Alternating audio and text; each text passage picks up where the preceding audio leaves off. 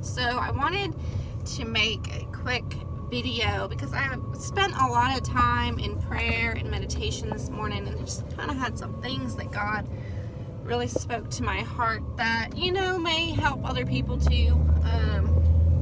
One of the things was just that I'm a single woman, and a lot of the times I put a lot of emphasis on finding a mate, a partner, and I was reading in 1 Corinthians 7 when he's kind of addressing married people and single people, and the fact that, he thinks it's better to be single.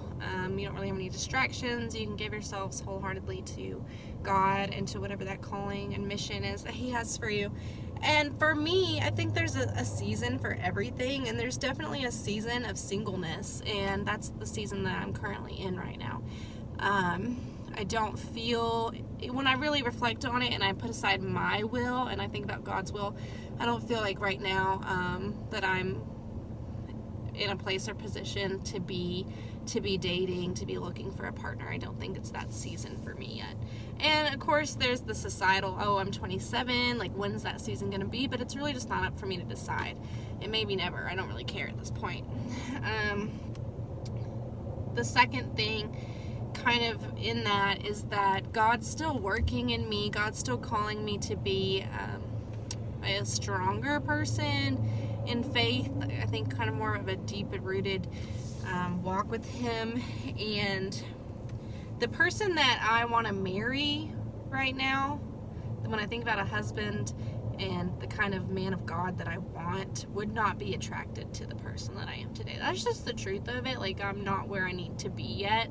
I'm not the woman of God that I need to be to attract the kind of man that I want. So in that season, I just have to work on myself.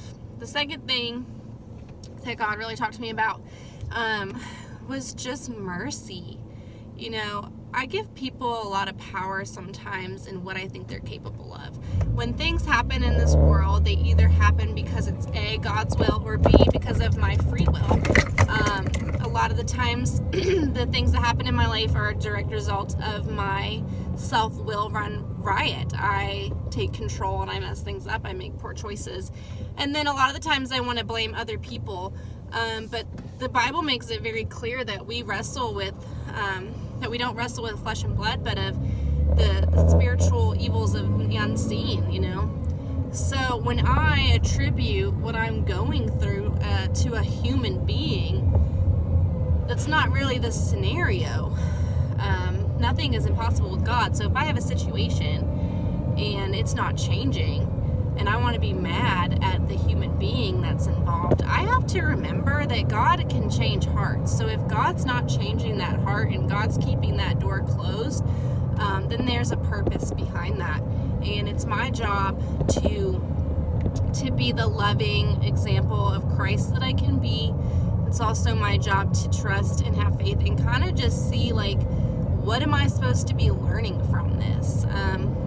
When it comes to my relationship with my family, a lot of my family I haven't spoken to or seen in years, and it hurts my heart, it pains my heart, and a lot of the times I want to get really angry for the past, for my childhood, as far as the relational dynamic goes, and then I want to be angry for the present, for right now. Why haven't they reached out? Why haven't they done this or that?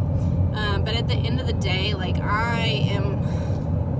I'm responsible for me. Like, I haven't really made an effort to pray for them like I should. I haven't made an effort to reach out like I should. I haven't made the effort to be the example that God needs me to be. If anything, all I've done is given them ammunition, fueled the fire, and been exactly what they've said I've been all these years.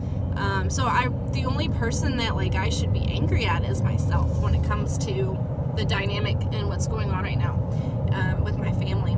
So making amends, like, it's a constant thing.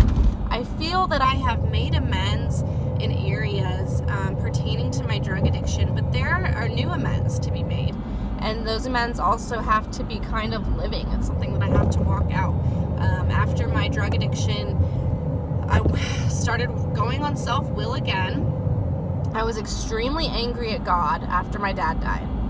I took everything into my own hands. I messed it up, and then I got angry at everyone else. And I turned into a new addiction, a sex addiction, pornography, sleeping around, masturbation. I turned to all of those unhealthy coping skills, which developed just as serious addiction as my heroin addiction was, and just as crippling, if not maybe more, because the shame, I think, was a bit deeper. With the heroin, I always kind of felt like, I didn't choose it, it chose me. But with the sex addiction, I didn't really feel that way. I kind of felt like that I chose it, so to speak. So I guess where I'm going with this is just like, there's so many layers to this recovery journey, and people that don't understand, like my family, people who aren't addicts, they're not in recovery, they've never worked the 12 steps, they kind of expect it all to, like, oh, you stopped doing drugs, so everything should be good now. Like, why are you acting like this? None of this makes sense. Why are you still broken? The truth is, I wake up every day an addict. And every day I have a choice to make. Do I seek God first, and do I give him my will for that day, or does my disease win? Do I walk out that day in self-will and in my disease? And a lot of the times, because of fear, I choose my disease. I don't choose faith. I choose my disease. Every morning I have a choice. This morning I woke up, I started my day right, I chose faith. Already having a much better day. Tomorrow, though, I have the same choice to make. I hope I choose faith. But kind of just tying into that whole faith over fear that God keeps instilling in my heart. Like, I have a choice. I do have power. I am not completely powerless in everything. At this present moment, drugs and alcohol are not in my body, so I do have a choice. I am not a slave. I have been recovered from a hopeless state of mind and body, so I do have that choice to make. Today I'm going to choose faith. If any of this resonates, send me a message. I just kind of wanted to get these things off my chest. Choose faith over fear and mercy. Like, mercy is new every day, but you only get what you give. If I'm going to hold on to resentment and bitterness, I should not expect to ask God for mercy and receive it. Like, there's, the story of the guy who owed like $100,000 in debt. The guy said, you know what? I am relieving you of your debt. Your debt's forgiven. You don't owe me a penny.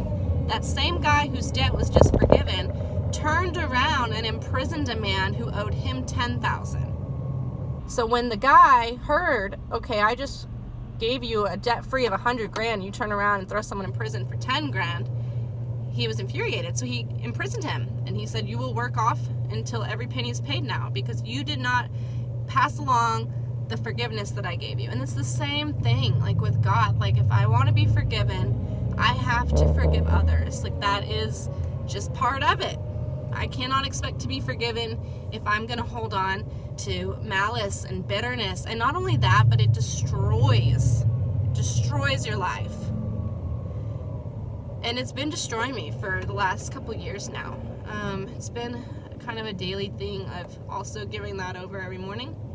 I will say that when it comes to those things, it's not really our job to forgive. It's our job to try. So I ask God every day for his help. God, take this from me. Give me a heart for them. Help me to love them like you love them. Help me to see them as you see them. God, forgive me for not being forgiving. Like, help me. So I hope that helps somebody, but if not, it helped me talking about it. So love y'all.